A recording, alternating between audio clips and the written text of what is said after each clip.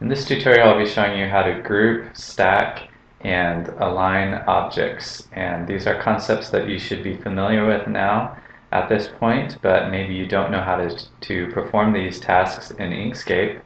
So I'll demonstrate each one of these. The first one is grouping objects, and we've got three circles here, red, green, and blue. And I'll go ahead and bunch these up together.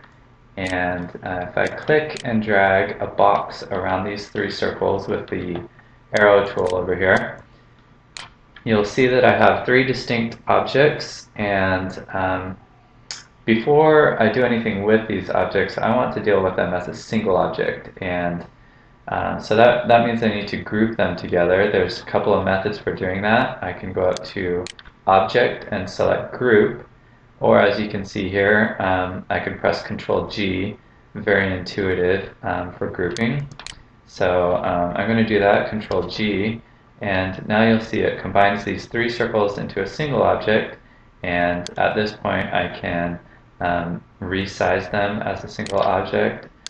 I'll click again, I can rotate them around, and it just comes in really handy to be able to group objects together in this fashion.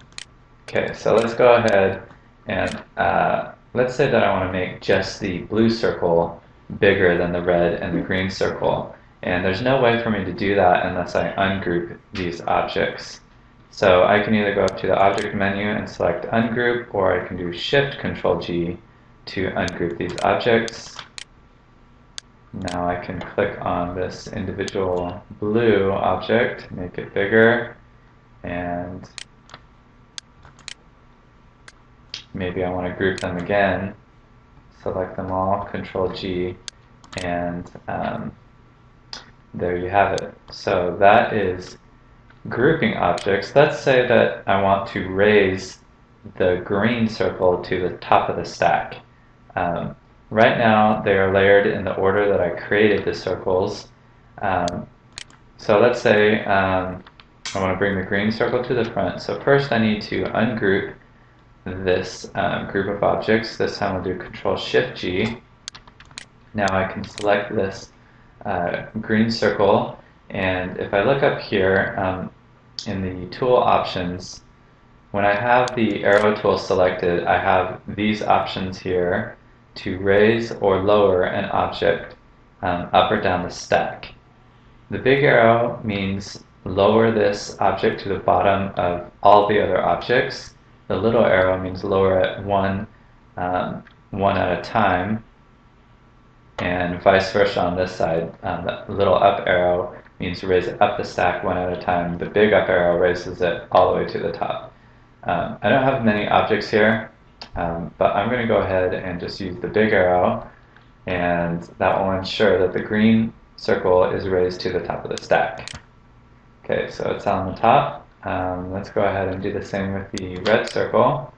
I will raise it to the top of the stack, and this time I'll demonstrate lowering it down the stack one at a time. So I select the red circle, and I'll use the little arrow and lower it one at a time down the stack. Okay, another useful tool that's also available for you in Inkscape is the alignment tools. So let's go ahead and use some different shapes for this. I'm going to use some squares. So I'll start off with a red square, or rectangle rather, and a green rectangle and a blue rectangle. And let's say that I want to line up all of these rectangles perfectly on their left-hand sides. I could do it by eyeballing it, but I may be a pixel or two off. And so the preferred method for lining up objects would be to first highlight them all, then come up to the top here and click the alignment button. And this gives me a bunch of different options for aligning my objects. Some of the useful ones, or ones that are used fairly often, are aligning the left edges, aligning the right edges, lining them up by their centers, and you can play around with these other objects or these other alignment methods. Distributing also comes in handy if you want to distribute each of the objects evenly so that they have even spacing between each other.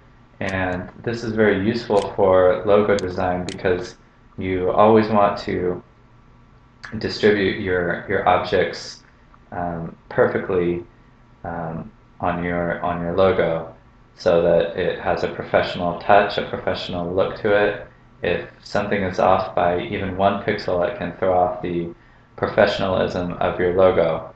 So it's very important to make use of this tool, the alignment tool, align and distribute, and you'll be on your way to creating professional logos.